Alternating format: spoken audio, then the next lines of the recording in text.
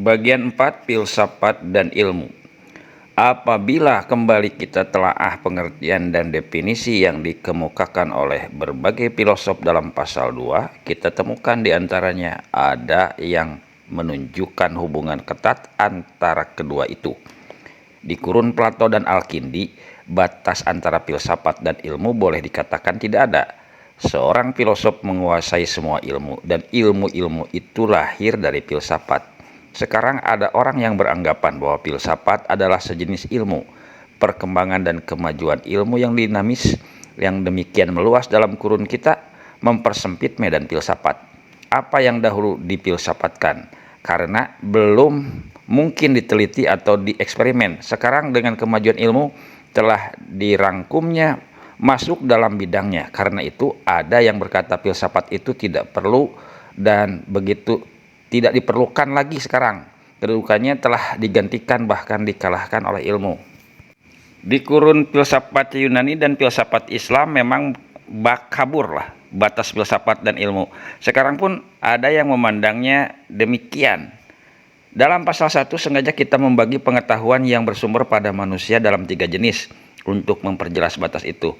Dalam pasal ini kita lebih memperdalam bahasan tentang perbedaan antara kedua itu tanpa lupa menyinggung segi-segi persamaannya, di samping menelaah peranan filsafat bagi ilmu. Untuk dapat memahami perbedaan antara filsafat dan ilmu, harus terjawab terlebih dahulu apa itu filsafat dan apa itu ilmu. Pertanyaan pertama telah dijawab di pasal 2, maka sekarang yang harus dijawab adalah pertanyaan kedua. Kata ilmu berasal dari bahasa Arab alama dan berarti pengetahuan. Pemakaian kata itu dalam bahasa Indonesia kita ekuivalenkan dengan istilah science Inggris. Science berasal dari bahasa Latin scio, sciere, yang juga berarti pengetahuan. Ilmu adalah pengetahuan di pasal 1, tetapi ada berbagai pengetahuan.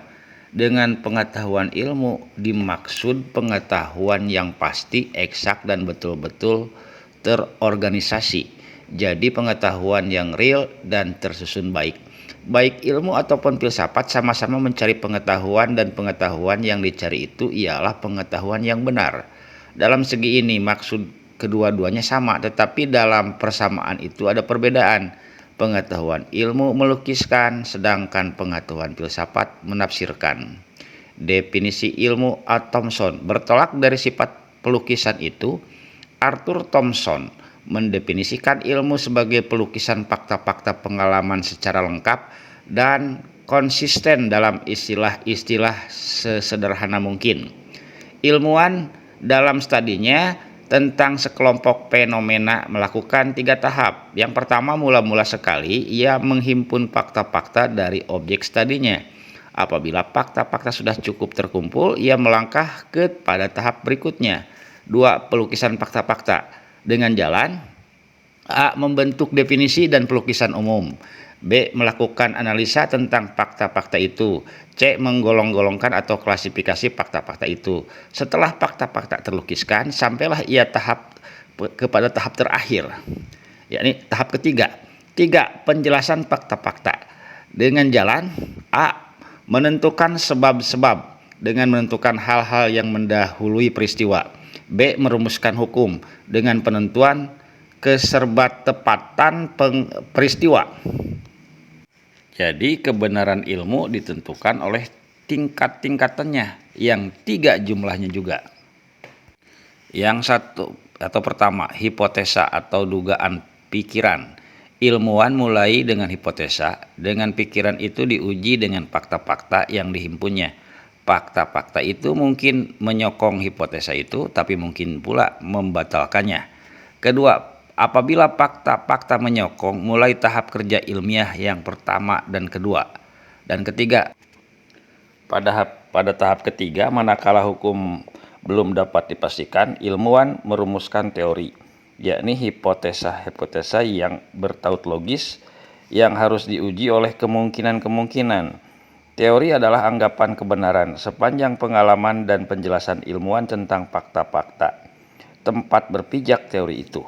Apabila ditemukan pengalaman atau fakta baru atau fakta yang sama sekali selama ini tidak diperhitungkan, maka akan lahirlah dan orang membangun teori baru.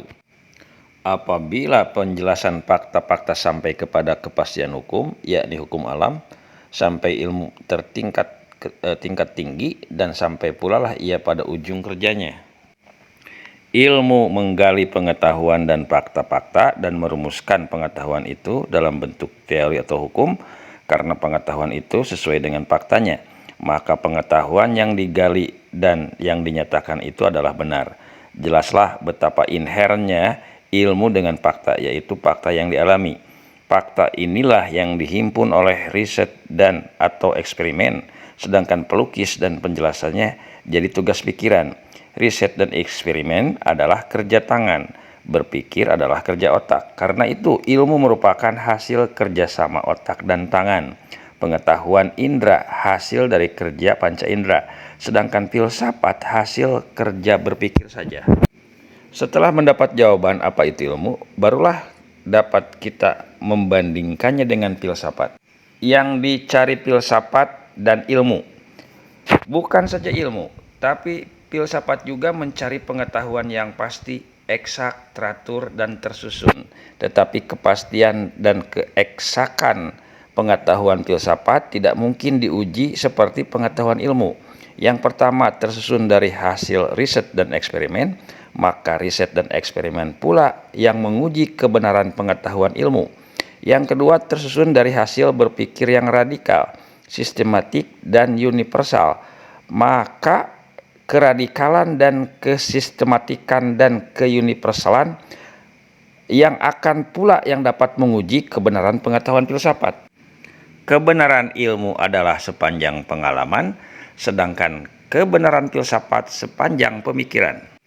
Di samping itu, filsafat tidak puas dengan pengetahuan tertentu, eksak, dan tersusun teratur. Ia menghendaki pengetahuan yang komprehensif, yakni yang lebih luas, yang umum, atau universal. Ilmu mencari pengetahuan dari segi-segi tertentu, bidang-bidang khusus, sedangkan filsafat mencari pengetahuan dari semua segi dan bidang secara menyeluruh. Ilmu mempelajari unsur-unsur alam, benda-benda mati saja, tanaman, hewan, manusia saja, bumi saja, bulan saja, matahari, bintang saja. Filsafat menginginkan pengetahuan tentang seluruh alam. Ilmu mempelajari segi-segi tertentu kehidupan, filsafat mempelajari kehidupan menyeluruh. Ilmu mempelajari jurusan-jurusan tertentu tentang hukum, hukum adat, hukum kriminal, perdata, hukum modern, hukum dagang, hukum laut, hukum internasional, atau hukum negara saja, dan lain-lain. Filsafat mempelajari asas dari segala hukum, maksudnya tujuannya, asasnya, asalnya. Bahkan ialah yang menyelesaikan pengetahuan tentang pangkal tolak dari ilmu itu. Apa itu hukum? Itulah kajian filsafat. Kalau ilmu hukum bertolak dalam kerjanya dari hukum sebagai pengertian yang sudah tertentu adalah filsafat. Hukum mempersoalkan pengertian itu, menentukannya untuk selanjutnya dipergunakan oleh ilmu hukum. Akal tidak puas dengan himpunan fakta, pelukisan, dan penjelasannya. Ia menginginkan pula penjelasan umum tentang fakta-fakta itu. Dari mana asal mulanya, siapa yang menggerakkannya, apa maksudnya, apa tujuannya, apa maknanya, dan betapa dan berapa nilainya. Ilmu hanya memberikan penjelasan khusus tentang fakta. Tentang penjelasan umum diserahkan kepada filsafat. Perhatian ilmu terpusat pada bagaimana adanya, tentang bagaimana seharusnya adalah soal filsafat. Ada dua pertanyaan pokok yang menggerakkan aktivitas ilmu. Satu, bagaimana? Dua, apa sebabnya? Pertanyaan bagaimana dijawab oleh pelukisan fakta, apa sebabnya dijawab oleh penjelasan fakta. Setelah diketahui bagaimananya dan apanya, apa sebabnya, datanglah filsafat untuk bertanya. Tugas filsafat bertanya apa itu sesungguhnya, dari mana awalnya, dan kemana akhirnya. Pertanyaan yang pertama menggerakkan filosof mencari hakikat esensi dari fakta-fakta. Kedua, mencari sebab yang pertama. Ketiga, mencari ujung terakhir dari fakta-fakta. Sebab akibat langsung adalah masalah ilmu. Tetapi soal sebab dari sebab atau sebab yang pertama sekali dan akibat dari akibat atau akibat yang terakhir adalah masalah filsafat. Dari bagaimana adanya yang dilaporkan oleh ilmu, filsafat memberikan penafsiran tentang tujuan, makna, nilai, sebab yang pertama, akibat yang terakhir. Untuk ilustrasi tentang lapangan filsafat yang melanjutkan bidang ilmu, kita ambil misalnya tentang manusia. Bagaimanakah manusia itu dalam tindak tanduk, laku perbuatan, tentang kehidupan batin, kehidupan lahirnya, tentang fenomena jasmani dan rohaninya. Apa sebabnya ia bertindak demikian, berlaku begini, memperbuat ini dan itu? Apa sebabnya kehidupan batin, kehidupan lahir, fenomena jasmaniah dan rohaninya begini dan begitu? Kedua jenis pertanyaan itu dijawab oleh ilmu manusia, atau istilah yang biasa dipakai adalah antropologi. Tetapi apa manusia itu sesungguhnya? Apa maksudnya? Apa tujuan kehadirannya di dunia? Betapa nilai laku perbuatannya? Dari mana asalnya yang pertama? Kemana akhirnya? Asal manusia yang langsung tentu dari orang tua. Ini masalah ilmu. Orang itu berasal dari orang tuanya pula. Nah, siapakah orang tua yang pertama? Tentang ini ilmu tidak mungkin melakukan riset. Karena itu pertanyaan ini dioperkan oleh ilmu kepada filsafat. Kemana akhirnya manusia ini? Ya, akhirnya ia mati. Sesudah itu bagaimana? Apakah masih ada kelanjutan hidup atau tidak? Bagaimana ilmu menelitinya? Ilmu berasaskan pengalaman yang dilakukan oleh kaum ilmuwan, khususnya manusia umumnya. Pengalaman itu adalah dari kaum ilmuwan dan manusia hidup. Pengalaman manusia mati tidak terjangkau oleh ilmu, karena riset dan eksperimen tak mungkin masuk ke dalam wilayah maut. Maka bagaimana akhirnya manusia ini? Diserahkan oleh ilmu masalahnya kepada filsafat. Ruang lingkup antropologi dan filsafat manusia. Demikianlah ruang lingkup antropologi diperbandingkan dengan ruang lingkup filsafat manusia. Ilmu mengklasifikasi, merumuskan, dan melukiskan, sedangkan filsafat menafsirkan dunia kita ini. Yang kedua melanjutkan yang pertama. Dalam rangka inilah Broad merumuskan objek filsafat. Objek filsafat mengambil alih hasil dari berbagai ilmu, menambahkan kepadanya hasil pengalaman agama dan etika, dan memberikan refleksinya terhadap kesemuanya itu. Harapannya ialah agar dengan jalan itu kita mampu membentuk beberapa kesimpulan umum, misalnya sifat jagat raya, posisi kita, dugaan-dugaan kita di dalamnya. Demikianlah, dengan filsafat orang berharap mendapatkan pandangan umum tentang ilmu-ilmu khusus dan menemukan makna dalam keseluruhan itu. Dua tugas filsafat yang tidak ada pada ilmu. Ada dua tugas filsafat yang tidak ada akan kita dapatkan dan kita temukan dalam lapangan ilmu, yaitu satu, refleksi terhadap dunia menyeluruh, khususnya terhadap makna, tujuan, dan nilai. Kedua, menguji pengertian-pengertian, baik yang dipakai oleh ilmu atau oleh anggapan umum secara kritis. Yang pertama disebut filsafat spekulatif. Filosof merenungi dengan pemikirannya, mencari sesuatu yang dikandung oleh yang ada, menjangkau sesuatu yang berdiri di belakang yang ada itu. Yang ada itu masuk ke dalam lapangan ilmu, tetapi makna, guna, dan nilai dan kejadian tak mungkin ditemukan oleh ilmu dengan riset. Yang kedua disebut filsafat kritis, yang mempersoalkan alat yang dipergunakan oleh ilmu dan ucapan sehari-hari. Kita kembalikan ingatan kita tentang apa yang dikatakan oleh Herbert, bahwa kewajiban filsafat ialah mengerjakan pengertian-pengertian yang dipakai oleh ilmu-ilmu. Untuk memahami kedudukan filsafat spekulatif terhadap ilmu dapat kita ambil misal pembangunan sebuah rumah. Bermacam-macam tukang mengerjakan. Ada yang bagian rumah-rumah itu, ada yang mengerjakan bagian batu saja, kayu, besi, cat-mencat. Bagian batu itu terbagi-bagi pula pekerjaannya. Ada yang mengerjakan pondamennya saja, lantai saja, dinding saja, genteng, bahkan bagian kayu dibagi-bagi pula. Ada kosen, jendela, pintu, kaso-kaso, jariau. Bagian besi pun terbagi-bagi, ada kunci, terali, paku, pagar, dan sebagainya. Tetapi bagaimana bentuk rumah yang bagian-bagiannya dikerjakan oleh tukang-tukang itu Tak tahukah tukang-tukang itu? Pasti tidak tahu. Apa makna, apa guna, apa nilai bagian-bagian rumah yang mereka kerjakan, dan apa pula makna, guna, dan nilai rumah itu secara keseluruhan bagi si pemilik yang mendalami, yang akan mendiami, yang menyewa, atau bagi wali kota yang menginginkan keindahan kotanya dan yang menginginkan pajak untuk mengisi kas kotanya. Tukang-tukang dapat memberikan ukuran, berat, kalkulasi, dan sketsa detail-detail rumah, tetapi mereka tidak dapat memberikan makna, guna, dan nilai atau gambar rumah menyeluruh.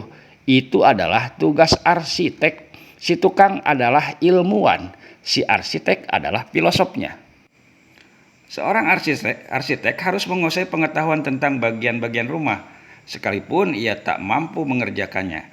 Karena itulah Bacon menyatakan, filsafat menjadikan semua pengetahuan tanggung jawabnya. Filosof mensintesakan kerja ilmuwan-ilmuwan dan mengarahkannya kepada kebutuhan manusia semaksimal mungkin. Seperti pula arsitek mensintesakan kerja tukang-tukang dan pengarahannya kepada keperluan si pemilik, si penghuni, dan lain-lain sebagainya. Dipandang dari segi inilah, Durand Russell mengatakan, filsafat adalah integrasi pengetahuan, sintesa dari ilmu-ilmu. Dalam diferensiasi dan spesialisasi ilmu yang makin banyak dan makin menjurus, terasalah makin pentingnya peranan filsafat sebagai pelengkap ilmu. Ahli mesin menceritakan kepada kita makna tiap bagian mesin, tapi apa makna seluruhnya mesin itu kita kan tidak tahu. Filsafat sosialisme di Jerman 1925 menjawab, Unser Helen the Machine. Juru selamat kita ialah mesin, katanya. Apa pula jawaban Marx terhadap pertanyaan itu? Produksi, katanya, ditentukan oleh alat-alat atau mesin. Alat-alat itu adalah materi, yang dihasilkannya pun materi. Perkembangan masyarakat ditentukan oleh materi, maka makna yang diberikan Marx kepada mesin bahwa mesin menentukan perkembangan masyarakat. Ahli ilmu hayat menceritakan kepada kita makna akar, dahan, batang, daun, atau pohon. Mungkin pula ia menerangkan kepada kita makna pohon dalam kehidupan flora. Tetapi apa makna hidupnya? Apa maksud dan tujuan hidup? Spencer menerangkan bahwa hidup itu adalah evolusi dari benda mati. Evolusi, katanya, ialah peralihan hubungan yang lebih erat, integrasi dalam bahan yang dengan sendirinya disertai oleh perluasan gerak, dissipation. Maka terjadilah evolusi dari bahan mati menjadi makhluk hidup. Makhluk hidup itu berevolusi lagi. Maka dari kera purba lahirlah moyang manusia. Bukankah hidup disebabkan adanya jiwa? Ya, apa itu jiwa? Jiwa, kata Demokritos dan Leucippus, berasal dari atom. Kalau begitu dari zat. Ya, apa bedanya dari zat biasa? Zat jiwa itu lebih kecil, bulat, mudah bergerak. Tidak benar, kata materialisme monistis. Hakikat jiwa bukan atom, tapi sifat atau akibat dari gerak atom. Tidak, kata Islam. Jiwa berasal dari Tuhan, dihembuskannya ke dalam badan bayi yang lahir. Demikianlah ketika ilmuwan sampai ke batas kemampuannya menjawab pertanyaan, filosof datang membantu. Demikianlah filsafat melengkapkan ilmu. Ilmu menjawab pertanyaan tentang fenomena dunia fisik, tetapi untuk menjangkau apa yang di belakang fenomena itu, memahami latar belakangnya, maksud dan tujuannya, dunia pengetahuan menoleh kepada filsafat. Itulah lapangan filsafat spekulatif. Filsafat kritis lain pula caranya melengkapi ilmu. Dalam urutan logika, filsafat ini sesungguhnya mendahului kerja ilmu. Semua ilmu mempergunakan pengertian-pengertian tertentu dan mempunyai anggapan-anggapan tertentu yang memerlukan penelaahan kritis. Misalnya, ilmu mempergunakan kata-kata seperti ruang, waktu, tenaga, zat, jiwa, sebab, akibat, hukum alam, kuantitas, kualitas urutan, alam, manusia, tanaman, hewan, gerak, ada, kejadian, dan sebagainya. Apa pengertian lambang-lambang itu sesungguhnya? Filsafat kritislah bertugas membahasnya, bukan saja tentang pengertian-pengertian yang dipergunakan oleh ilmu, tapi juga tentang pengertian-pengertian yang dipergunakan dalam kehidupan sehari-hari.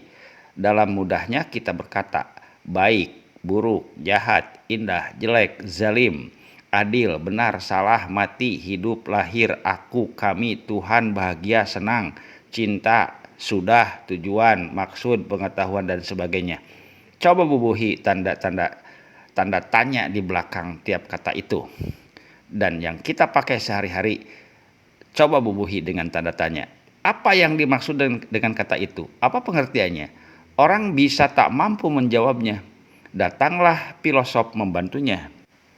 Bukan pengertian-pengertian dalam ilmu dan ucapan sehari-hari saja yang dibahas filsafat secara kritis. Pengertian-pengertian yang dipakainya sendiri dibahasnya pula. Misalnya apa pengertian dari pengertian, apa definisi dari definisi. Filsafat itu berpikir. Apa itu berpikir?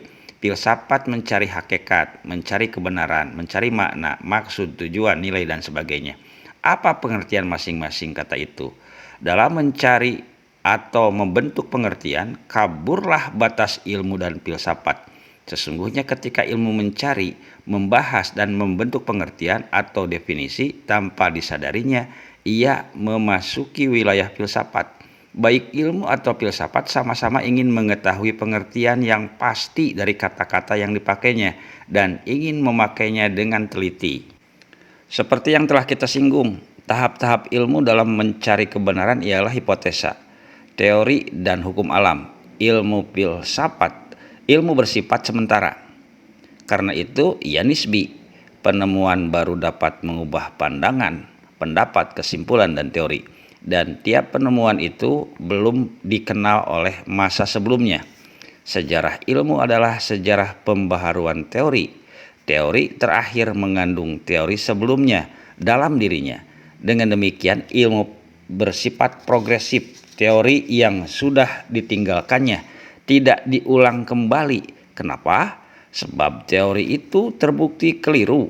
Karena ilmu hasil dari penelitian pula lah yang menguji benar salahnya. Apakah suatu teori benar atau salah? Itu dapat dibuktikan dengan fakta-fakta atau hasil riset. Dalam hal ini filsafat berbeda daripada ilmu. Filsafat bukanlah hasil dari riset atau eksperimen. Benar atau salahnya tidak mungkin diuji dengan fakta. Filsafat adalah hasil pemikiran, maka pemikiran pula yang akan menerima atau menolaknya. Karena itu teori yang sudah ditinggalkan filsafat mungkin saja diulanginya kembali dengan revisi tertentu. Misalnya Demokritos di kurun Yunani membentuk teori serbajat terkenal dengan paham atomisme. Filsafatnya itu dualistis, yaitu ada dua jenis zat. Yang pertama membentuk jasad, yang kedua jiwa. Kaum komunis di zaman kini mengulang kembali serbajat tapi monistis, hanya satu zat saja. Jiwa itu ialah kerja zat. Teori-teori ilmu menempuh garis lurus. Teori-teori filsafat dapat menempuh garis melengkung dan kembali kepada jalan yang pernah ditempuhnya dengan cara baru. Demikianlah ilmu yang berasaskan pengalaman pula yang akan membuktikan keliru atau tidaknya. Sedangkan filsafat mempersoalkan pengalaman itu. Ia menjadikan semuanya persoalan. Ia memikirkan dunia dan dirinya sendiri. Pengetahuan indera adalah pengalaman semata. Ilmu berada dalam pengalaman dan pemikiran. Filsafat berpikir di atas pengalaman. Ilmu mempertentangkan objek dan subjek. Objek itu dipersoalkan satu demi satu karena ada pembatasan itu ia dapat diuji. Filsafat mempersoalkan subjek dan objek keseluruhannya karena itu hasilnya tidak dapat diuji. Ilmu membatasi diri pada kenyataan-kenyataan tertentu. Filsafat mencari hakikat semua kenyataan. Yang lalu banyak kita mempergunakan kata-kata data, fenomena, fakta, atau pengalaman. Data berasal dari mufrad datum, bahan apa yang telah terjadi, apa yang sesungguhnya telah terjadi, yang sesungguhnya. Sedangkan fenomena istilah filsafat, gambaran yang terbentuk dalam rohani ketika mengamati barang-barang yang dapat ditangkap oleh panca indera. Fakta adalah sesuatu yang sesungguhnya terjadi atau berwujud, dalam kurung jadi sama dengan data. Pengalaman mengetahui atau mempelajari melalui tindakan atau reaksi sendiri. Kecekatan atau pengetahuan yang diperoleh dengan mengerjakan sesuatu. Pengetahuan yang diperoleh oleh percobaan dan praktek. Kehidupan melalui kejadian dan emosi. Ilmu adalah pelukisan fakta pengalaman dengan lengkap dan secara konsisten. Apa itu fakta? Ilmu menjawab sesuatu yang langsung diamati dan tidak ditafsirkan. Pengamatan itu biasanya melalui salah satu indera kita, misalnya mata, telinga, atau tangan. Mungkin juga data itu merupakan sesuatu yang kita amati secara batiniah, misalnya perasaan atau emosi. Dengan demikian jelaslah bahwa ilmu dibangun di atas fakta yang merupakan data indrawi. Data indera tentulah subjektif. Seperti telah dibahas oleh Piro, apakah ilmu subjektif asasnya? Serta-merta kaum ilmuwan dengan nada keras berteriak, bukan. Ilmu adalah satu-satunya di dunia yang dibangun di atas realitas objektif yang kukuh, tidak atas data indera. Ilmu menceritakan kepada kita tentang barang-barang yang objektif sebagaimana adanya dan sebagaimana sebelum adanya makhluk yang menyusun ilmu. Kaum ilmuwan menyatakan bahwa ilmu tersusun atas realitas objektif yang kukuh, sedangkan kita sama-sama mengetahui bahwa realitas itu diperoleh melalui organ-organ inderanya. Jadi, melalui data indera ilmuwan, timbullah masalah apa yang sesungguhnya data indera itu dan bagaimana hubungannya dengan barang-barang yang real di dunia ini. Ini tidak dibicarakan ilmuwan. Ini ia pergunakan kata data dan bertolak dari situ. Filsafatlah yang mempersoalkan data itu dan membawanya ke lapangan epistemologi. Epistemologi dalam filsafat yaitu teori pengetahuan yang membicarakan asal, berlakunya, dan hubungannya dengan pengalaman manusia. Ilmu dapat kita bagi dua, yakni ilmu murni. Ilmu murni atau pure science yang bersifat teori, dan ilmu terapan applied science yang bersifat praktek. Bagi umum pengertian ilmu itu terarah kepada yang kedua, yaitu alat yang harus diterapkan untuk meningkatkan kekuasaan manusia atas alam. Kekuasaan itu dijalankan dengan teknologi. Ilmu terapan adalah lanjutan dari ilmu teori. Pertemuan-pertemuan besar dalam ilmu diperdapat oleh orang-orang yang tidak langsung mempunyai perhatian kepada aplikasinya yang praktis. Mereka digerakkan oleh perhatian ilmiah semata-mata, hanya digairahkan oleh pengetahuan yang sungguh-sungguh menghasrati kebenaran. Nah, ilmu teori inilah yang berhubungan rapat dengan filsafat. Hubungan ilmu dengan filsafat. Nah, sekarang sampai kita kepada pembicaraan hubungan filsafat dan ilmu menurut pandangan kaum filosof sekarang. Pandangan itu terbagi dua pula. Satu, hubungan erat antara keduanya. Perkembangan ilmu harus bersama-sama dengan filsafat, bahkan ada yang menyamakan filsafat dengan ilmu. Yang kedua, filsafat tidak terkait dengan ilmu. Ia otonom dan tidak mau diperalat oleh ilmu. Pandangan yang pertama dianut di dunia universitas Eropa umumnya. Semenjak akhir abad ke-19, filosof-filosof mempelajari hasil ilmu. Berasaskan ilmu itu, ia membentuk pandangan-pandangan filsafat. Pernyataan filsafat harus berdasarkan fakta-fakta penelitian ilmiah. Tanpa pendasaran demikian, pernyataan itu tidak bernilai. Ada pula filosof yang berpendapat bahwa kewajiban filsafat ialah membentuk Fondamen ilmu melakukan analisa-analisa logis tentang metode-metode yang dipakai ilmu. Dengan demikian, hakikat filsafat ialah riset epistemologi. Filsafat diminta untuk memberi laporan atau sintesa hasil yang dicapai ilmu. Dalam perkembangan ilmu yang begitu pesat sekarang, ada filosof yang beranggapan ruang gerak filsafat sudah begitu sempit, bahkan mungkin lenyap, andai kata ia tidak menyatukan dengan ilmu. Kecenderungan kepada ilmu ini terutama ditemukan dalam lingkungan filsafat Anglo-Amerika dengan aliran-aliran positivisme logis, atomisme logis, dan aliran-aliran analitis. Pandangan kedua menganggap bahwa filsafat itu otonom. Dengan demikian, tidak ada hubungan antara filsafat dan ilmu. Bahkan keduanya itu saling tentang-menentang. Bukanlah tugas filsafat untuk jadi alat ilmu, menyelidiki pengertian-pengertian kritis dasar ilmu atau memperhatikan dan menyimpulkan hasil-hasilnya. Kaum filosofnya antara lain kaum irasional, intuisi, dan eksistensi. Pengertian yang dipakai oleh filsafat berbeda dengan yang dipakai oleh ilmu. Masing-masing misalnya mempergunakan kata-kata ruang, waktu, tenaga, zat, roh, sebab, akibat, hukum alam, kuantitas, kualitas, dan lain-lain dengan mengisikan pengertian-pengertian yang berbeda. Pendapat atau teori filsafat karena itu tidak dapat diverifikasi atau dibatalkan. Kecenderungan tak ilmiah itu dalam kurun ini berpusat di Eropa Barat dengan aliran-alirannya yang penting seperti fenomenologi, personalisme, eksistensialisme, neo-hegelianisme. Yang jadi pusat perhatian bukan ilmu, tapi manusia. Ilmu adalah pengetahuan abstrak dan objektif dan tak esensial. Kata Kigar, kita harus kembali, katanya, kepada pengetahuan yang subjektif, konkret, dan esensial, sehingga mengindahkan eksistensi yang sungguh-sungguh. Mengenai pertentangan kedua paham ini, Asyikin Arif memberikan ulasannya. Sebenarnya kedua pendirian itu tidak berdasarkan fakta.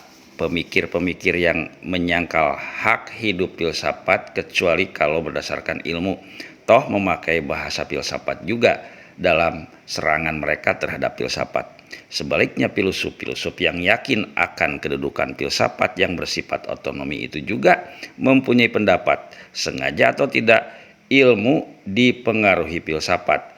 Hubungan antara filsafat dan ilmu sebenarnya menyerupai proses bolak-balik. Perkembangan ilmiah tidak pernah irelevan untuk pemikiran filsafat. Tiap-tiap perubahan besar dalam hasil-hasil atau metode-metode ilmu dengan sendirinya mempunyai konsekuensi terhadap perkembangan filsafat. Ini tidak berarti semua filsafat harus merupakan filsafat ilmu. Demikianlah telah kita bicarakan hubungan filsafat dan ilmu dan peranannya yang pertama terhadap yang kedua. Kita akhiri pasal ini dengan pandangan kaum filosof dalam kurun waktu kini tentang hubungan itu. Kita yang bukan filosof tapi yang hanya mempelajari filsafat tidak melibatkan diri dalam pertentangan ahli-ahli itu. Bagi kita yang penting memahami hubungan filsafat dengan dan peranannya atas ilmu umumnya, sepanjang yang dapat kita simpulkan dari pengertian kedua jenis pengetahuan dan menonjol masa-masa terakhir. Pandangan filsafat yang kedua memusatkan perhatiannya kepada manusia. Berbicara tentang manusia yang bermakna berbicara tentang kebudayaan. Bagaimana peranannya filsafat dalam kebudayaan?